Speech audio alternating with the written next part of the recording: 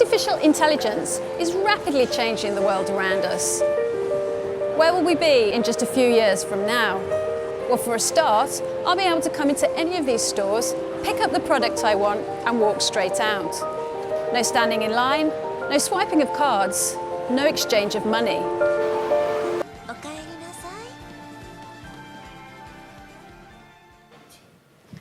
So there's that. Only in Japan, you'll say, but no, not only in Japan, it will happen. Interestingly, Gartner made a forecast last year that by 2020, the average adult would be communicating with bots more than they would with their own spouse on a day-to-day level, so there's the upside. Good morning to you, Tracey. Very quick rebuttal from Downing Street, some might say, before perhaps we've had the chance to properly debate all of this. What's your view? Do you think, they're controversial, but is there an appetite perhaps growing for them, given the way we live now? Oh, absolutely. I think from about 2016, 17, I'd noticed that we were starting to need more digital verification and authentication, because obviously a lot of our public sector services are becoming digitised. But it's not so much a digital identity card that's being proposed. It's a set of what they call verifiable credentials, which might sit in a digital wallet. So in a sense, we're echoing what we do in the physical world, but with a digital version. I think that's quite an important point to make, really. It's not a card.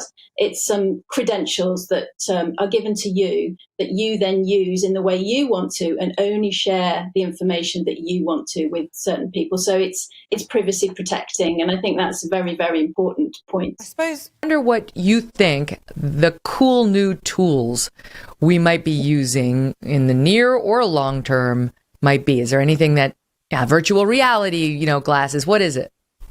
Yeah, I mean, yes, audio-visual, virtual reality or augmented extended reality glasses, they're coming. They're already in the pipeline. But actually what's more interesting is contact lenses. So the companies that are working on the contact lenses that can give you the sort of augmented reality overlay onto the physical world through some really sophisticated contact lenses. I mean, one may or may not want to use that sort of thing. But I think one of the things I'm most interested in is how the smartphone or the device that you were just talking about disappears, so that we have more connected clothing and we have things like really innovative shape-shifting materials, so that anything can portray imagery and anything can be connected. I don't need my smartphone. I can just have a gesture on my jacket or something like that.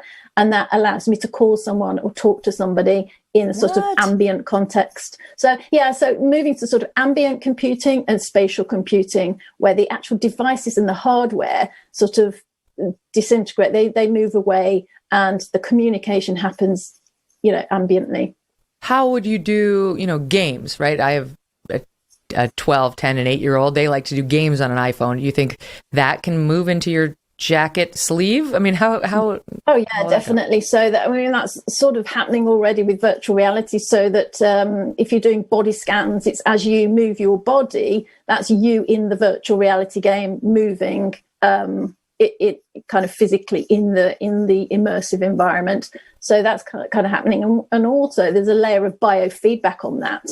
So it's always, to your point about surveilling us and our body and our physicality, there's always a feedback loop with the data going from our body. It's being measured, it's obs are being measured, if you like, and it's feeding back into how you're behaving and how you need to behave and how you might change. And one of those sorts of things will be very interesting for the future of training and learning. Wow. I can't imagine walking around with contacts in that augmented my reality, though I think it would have been very useful for me during my 14 years of cable news. Well, there's always tomorrow. Tracey Follows, you're fascinating. Thank you so much for all the good information. Oh, thanks for having me.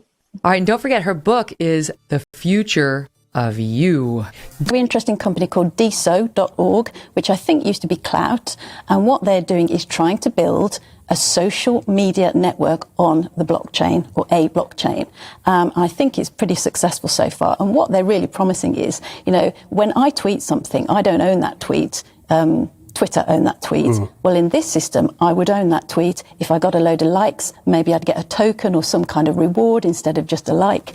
And essentially, all of the monetization of that content would come back to me, or some of it would come back to me, whereas, of course, none of it comes back to me. It goes into the pocket of a private enterprise.